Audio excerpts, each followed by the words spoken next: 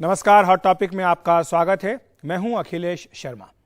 अरविंद केजरीवाल के गुरु कहे जाने वाले अन्ना हजारे आज उन पर जमकर बरसे हैं। हजारे ने दिल्ली सरकार की आबकारी नीति पर सवाल उठाए।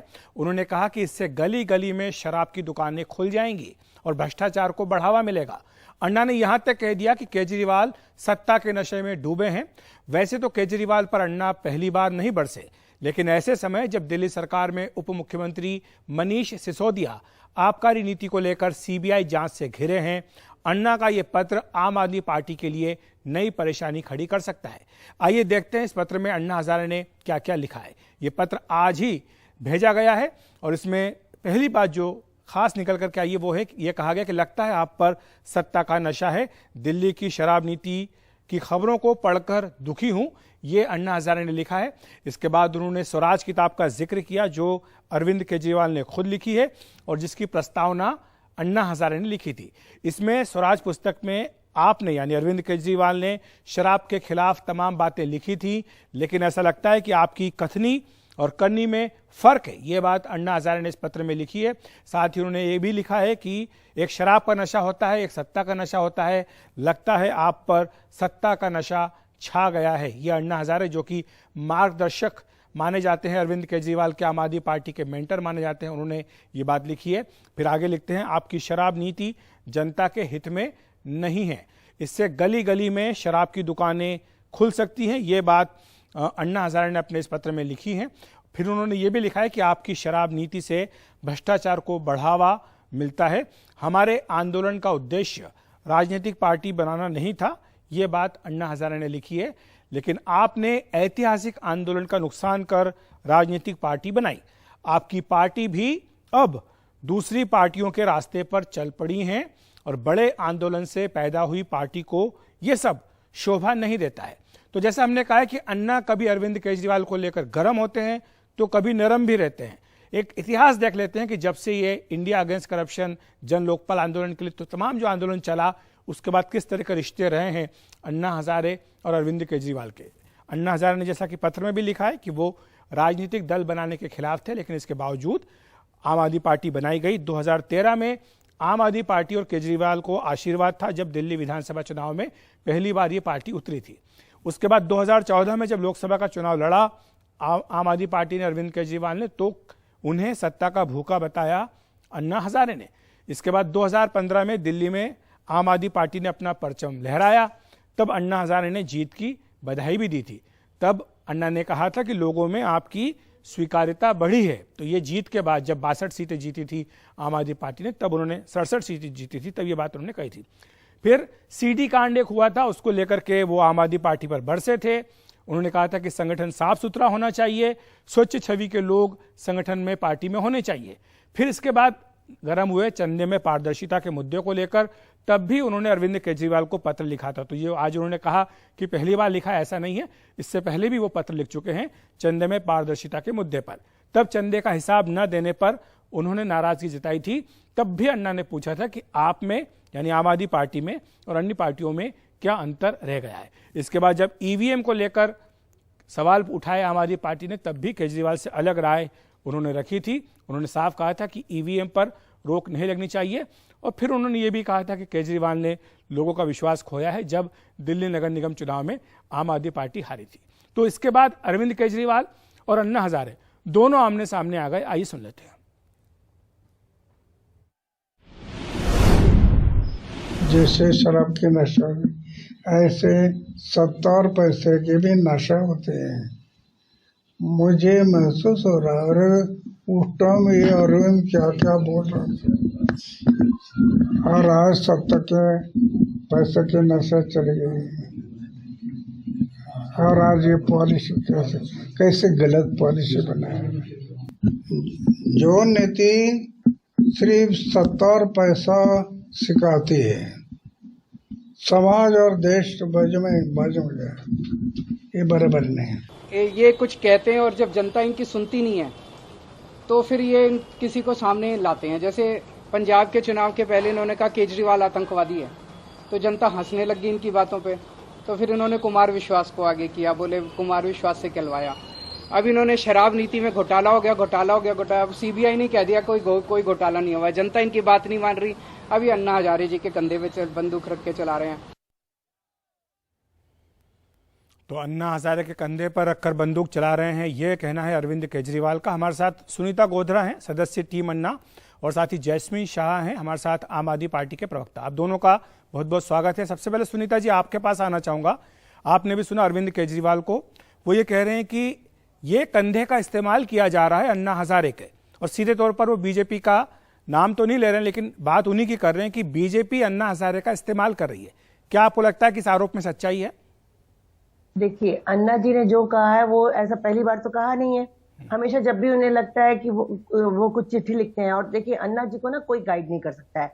मैं 2 साल टीम अन्ना में रही हूँ, और केजरीवाल जी को भी ये पता होगा कि अन्ना जी किसी की सुनते नहीं है। वो उनका अपना पैशन है, अपना इनिशिएटिव है, अपनी सोच है, और वो उसी सोच पे रहते हैं। शुद्ध विचार, शुद्ध आचार, निष्कलंक जीवन, यही वो कहते रहते थे, और यही हमने उनसे सीखा है। अब बात आती है जो मुद्दा है यहाँ पर, ये शराब की पॉलिसी का। तो देखिए, हमारे केजरीवाल जी IRS हैं, उनको बहुत सारे तरीके मालूम हैं रेवेन्यू जनरेट करने के। लेकिन ऐसा क्यों हुआ कि उनको सिर्फ शराब की दुकानें, बियर शॉप खोलने से ही रेवेन्यू मिलेगा? कोई और तरीका, कोई पॉजिटिव तरीका निकाल लेते।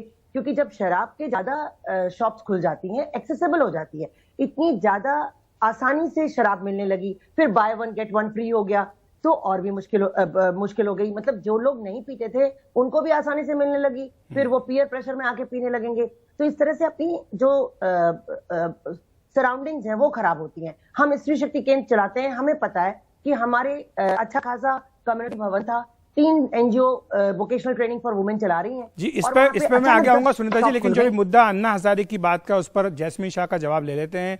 जैस्मीन जी, आपने सुना अन्ना हजारे ने तमाम बातें पत्र में लिखी हैं, फिर उन्होंने टीवी कैमरास के सामने भी वही बात कही है। स्वराज पुस्तक का उदाहरण दिया जो अरविंद केजरीवाल ने खुद लिखी है, जिसमें कहा गया था कि गांव-गांव में इस तरह के शराब की दुकानें नहीं खुलनी चाहिए, महिलाओं की राय लेनी चाहिए, अगर 90% महिलाएं इसके खिलाफ है तो फिर वहां नहीं खुलना चाहिए। तो एक तरह से जो बातें केजरीवाल ने तब कही थी, उन्हीं को याद दिला करके जो आबकारी नीति आई और कहा कि गली गली में यहाँ पर शराब की दुकानें खुल जाएंगी और सत्ता का नशा चढ़ गया है, तमाम तरह गंभीर बातें कही हैं। इसे लेकर आप क्या कहेंगे? अखिलेश जी, पहले तो हम समझ ले कि ये मुद्दा कहां से शुरू हुआ था। मुद्दा ये नहीं था कि देश में प्रोहिबिशन होना चाहिए कि नहीं होना चाहिए। भाजपा भी नहीं कहती है। अगर आप गुड़गांव देखे, नोएडा देखे, गोवा देखे, बैंगलोर देखे, तो हर जगह पे दारू उनकी मिल रही है। मुद्दा था कि क्या शराब नीति में कोई घोटाला हुआ कि नहीं हुआ। और आज 14 घंटे मनीष सिसोदिया से सीबीआई पूछताछ कर चुकी है। आज उनके लॉकर भी जाके उन्होंने मारे हैं, कुछ भी उन्हें सबूत नहीं मिला। मतलब क्लीन चिट सीबीआई खुद दे रही है। तो भाजपा को क्या आन पड़ी कि अपनी सीबीआई और ईडी एजेंसी की बात ये नहीं मान रहे, अन्ना जी के कंधे पे बंदूक रखकर डाल रहे हैं। हम अन्ना जी का आदर करते हैं, लेकिन मुद्दा शराब मिलना या ना मिलना है ही नहीं। और अगर यही पैमाने होने चाहिए कि हम अपने आप को सीबीआई जांच के लिए अग्री करते हैं, तो एलजी जो हैं दिल्ली के उपराज्यपाल विनय सक्सेना, जिन पे 1400 करोड़ का नोटबंदी घोटाला मिला है, 2 विटनेस स्टेटमेंट है, साइन स्टेटमेंट, जो आज भी अपनी बातों पर डटे हुए हैं। तो हमारी सिंपल मांग है, तो उनपे ये पैमाने क्यों नहीं अप्लाई होते? लेकिन जैस्मीन जी, आपने अभी जो बात कही कि अन्ना हजारे के कंधे का इस्तेमाल किया जा रहा है, तो ये क्या आप मानते हैं कि बीजेपी अन्ना हजारे को कहा कि चिट्ठी लिख दे और उन्होंने लिख दी? क्योंकि ये तो वही बात हुई जो कांग्रेस पार्टी कहती थी कि जो आपका पूरा आंदोलन था इंडिया अगेंस्ट करप्शन, वो आरएसएस बीजेपी के कहने पर चल रहा था। तो एक तरह से आप उसी आरोप की पुष्टि कर रहे हैं जो कांग्रेस कहती थी। बिल्कुल नहीं अखिलेश जी, हम नहीं कह रहे हैं कि ये किसने लिखवाया नहीं लिखाया, लेकिन मुद्दा ये इसलिए बना क्योंकि भाजपा के आज दिन भर की आप ये क्रोनोलॉजी देख लीजिए। हर एक नेता भाजपा अन्ना जी की चिट्ठी लहरा रहा है। ये नहीं कह रहा है कि सीबीआई की जांच करवाओ, क्योंकि सीबीआई और ईडी की जांच तो हो रही है। इसमें अगर कुछ भी अगर गलत हुआ है तो हम देखिए, हम पब्लिक लाइफ में हम अपने आप को पारदर्शिता के लिए हम पूरी तरह से तैयार है। लेकिन चुने हुए यहाँ पे जो एलजी हैं, उनपे इतना बड़ा घोटाला हो रहा है। अच्छा, ये बात छोड़िए, ऑपरेशन लोटस नाम का 6300 करोड़ का स्कैम हो रहा है देश भर में।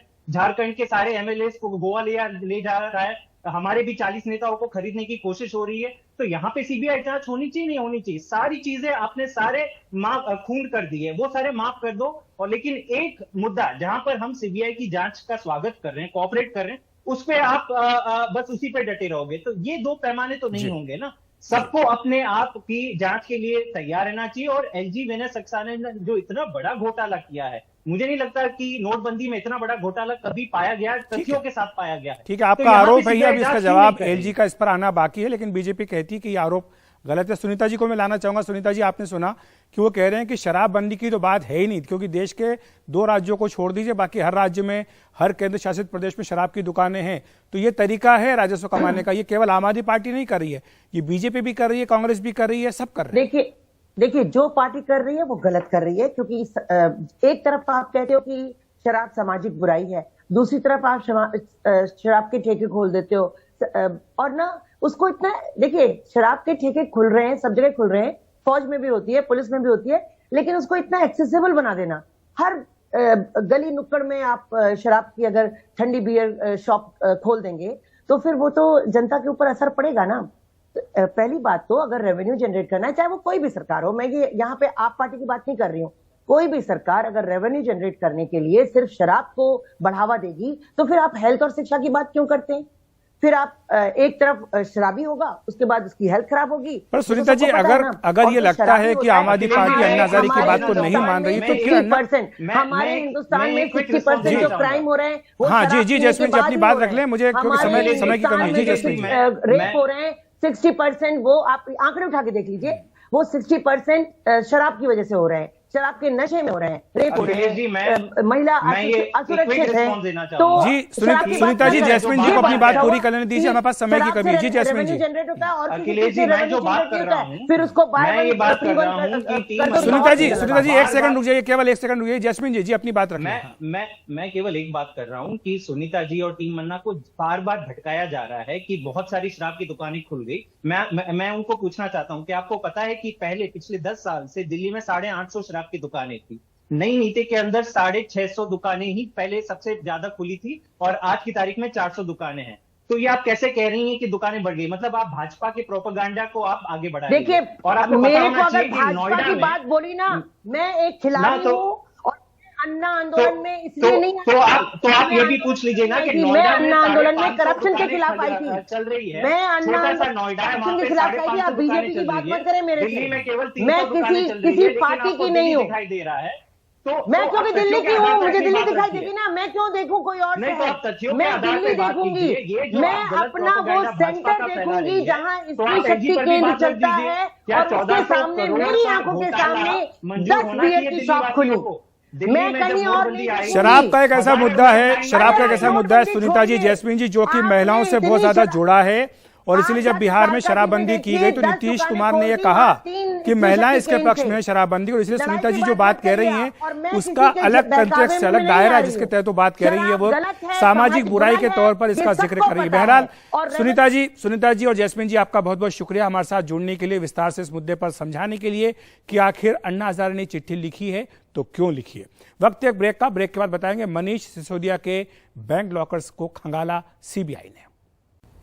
सीबीआई ने आज मनीष सिसोदिया के बैंक लॉकर की तलाशी ली। इसके बाद सिसोदिया और केजरीवाल ने दावा किया कि एक तरह से सीबीआई ने उन्हें क्लीन चिट दे दी है। इस पर बीजेपी सांसद रमेश विधुड़ी ने कहा कि केजरीवाल खुद ही अपने भ्रष्ट विधायकों, मंत्रियों को ईमानदारी का सर्टिफिकेट बांट रहे हैं। सीबीआई ने पूरी जांच कर ली है। मनीष जी के घर पे भी 14 घंटे जांच हुई।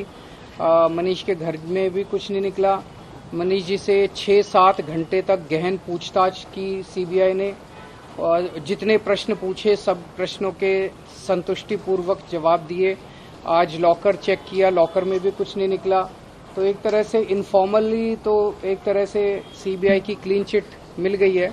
बाकी सीबीआई के ऊपर प्रेशर है, पॉलिटिकल रीजंस की वजह से हमें लगता है कि हफ्ते 10 दिन के अंदर गिरफ्तार तो करेंगे ये लोग। केजरीवाल की फितरत है कि केवल मैं रहूं और मेरे जैसा कोई ना रहे, तो वो सत्ता के लिए कुछ भी कर सकते हैं केजरीवाल साहब। तो सत्ता के लिए जो आज तक कॉन्स्पिरेसी करते रहे, वो वही कॉन्स्पिरेसियों का एक और उदाहरण उन्होंने पेश किया लीकर पॉलिसी के अंदर, कि उनका एक मंत्री जेल में है, एक जेल जाने वाला है, और ये आज तक जवाब नहीं दे रहे। हमारे विधायकों ने कल उनसे बार बार रिक्वेस्ट की कि विधानसभा का सत्र चलता है, दिल्ली की जनता की समस्याओं के बारे में चर्चा हो।